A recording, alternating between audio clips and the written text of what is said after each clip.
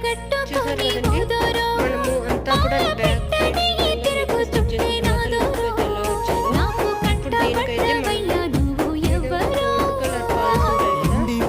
దీనికైతే మనం back side అనేది